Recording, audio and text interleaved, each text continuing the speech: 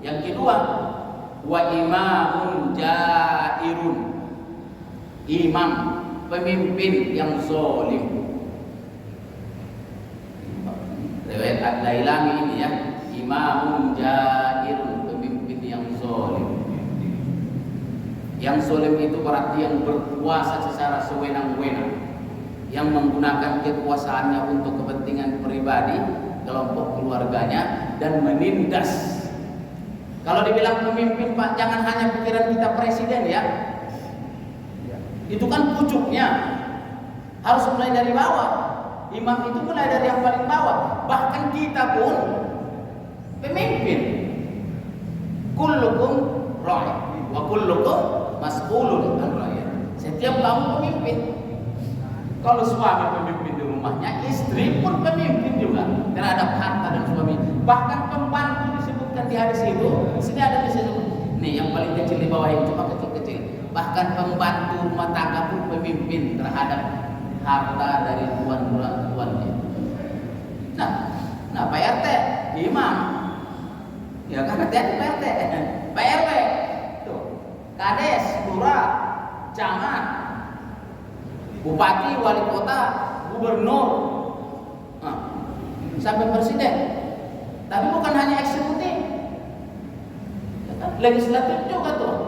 Karena ikut membuat peraturan perda. Ya kan, DPRD kabupaten, DPRD kota, provinsi, DPR RI. Kalau di lembaga, nah itu tadi ada menteri, di bawahnya menteri ada dirjen, terus semua itu pemimpin.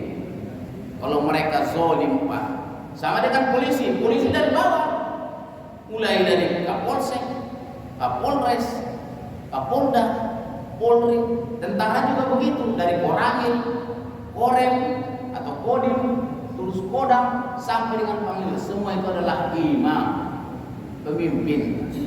Maksudnya apa? Di tangan mereka ada tanda tangan. Jadi siapa yang tanda tangannya berguna, bisa berubah, berkuasa, itu namanya imam. Pilihannya ada dua, imamun adilun atau imamun fajirun. Fajir, ya, yang zalim dia. Makanya dalam 7 kelompok orang-orang yang mendapat perlindungan itu kan Ustaz, sab'atun yuzilluhumullahu fi dhilli yauma la dhilla illa dhilluh. Yang pertama, imamun adilun. Ini kebalikannya. Imamun adilun, imam yang adil, pemimpin yang adil, yang amanah, dijaganya kekuasaannya untuk memakmurkan masyarakatnya. Sekarang terasa nggak kita kalau imam-imam kita, pemimpin-pemimpin kita itu adil atau tidak? Masih ada yang korupsi tidak?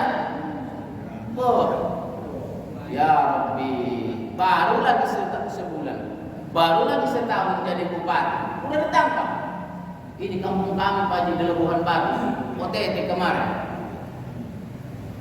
Di Labuhan Batu, saya di Labuhan Batu Selatan, yang ditangkap ini Labuhan Batu, jadi induk pemecahan dulu, Pemekaran. Nah, kampung kami itu lulus. Yang bupati sebelumnya itu kakak kelas saya di Aliyah dulu di sini buat, ditangkap KPK juga, jadi bupatinya.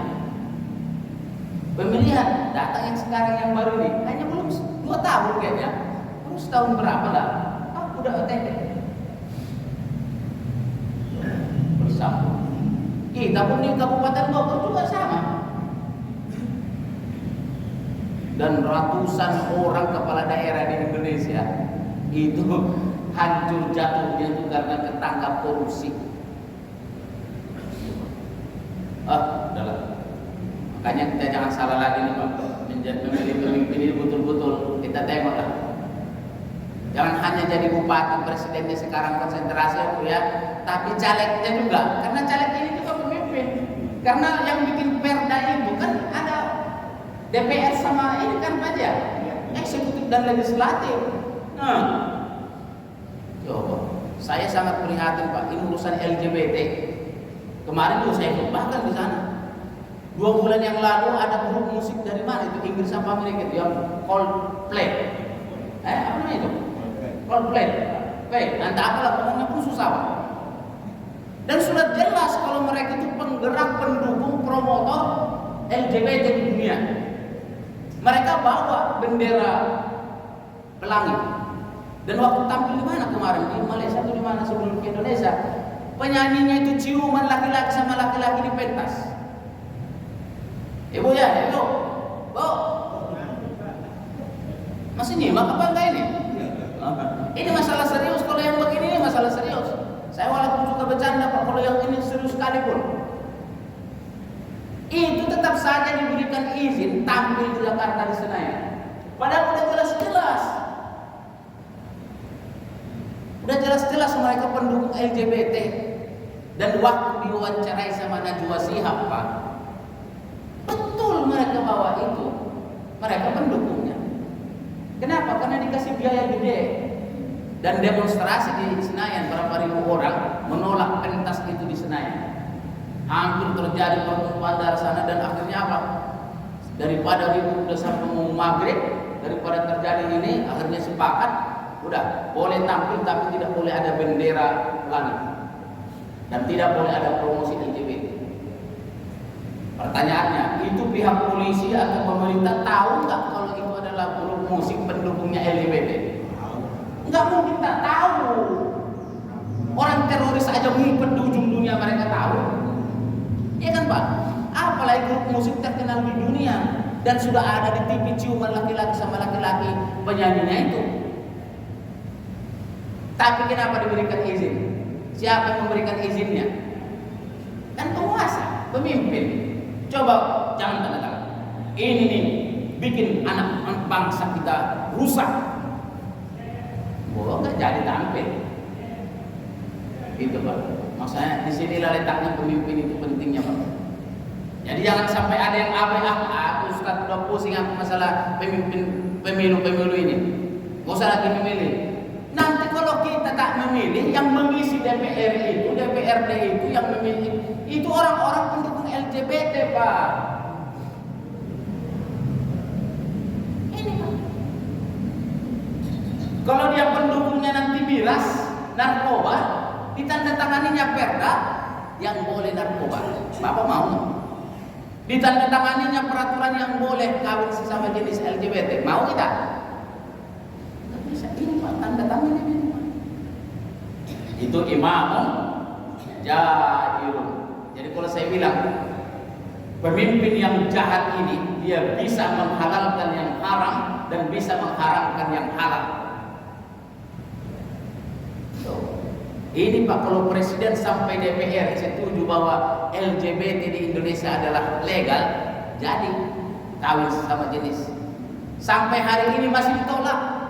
Majelis Ulama bersuara kencang, jangan. Tapi sudah masuk ke Indonesia Pak. Kalau tak salah sudah 31 negara di dunia yang melegalkan perkawinan sesama jenis. Terakhir itu Filipina.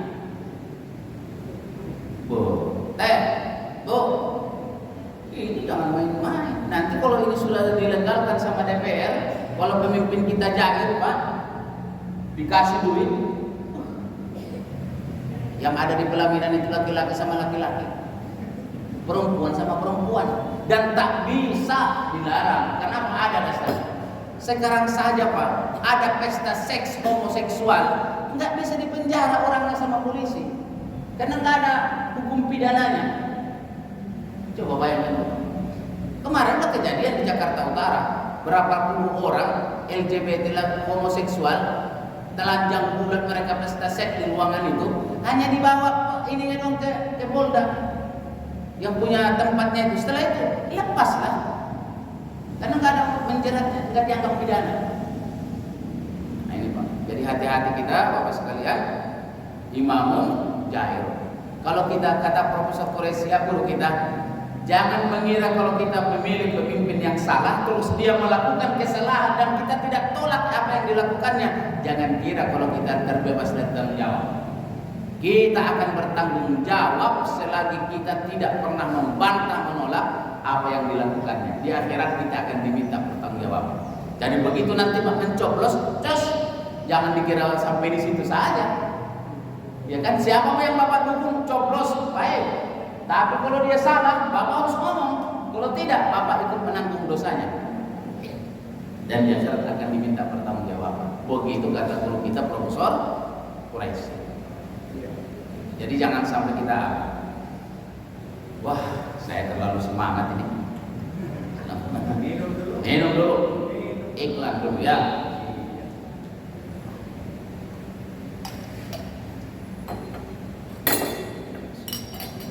Bapak Ibu sekalian, mohon maaf kalau ada yang terlalu keras menyampaikannya, tapi kalau saya hanya nggak ada saya kepentingan pribadinya. Saya betul-betul selagi masih hidup kita ini, kita selamatkan anak-anak kita dari kehancuran.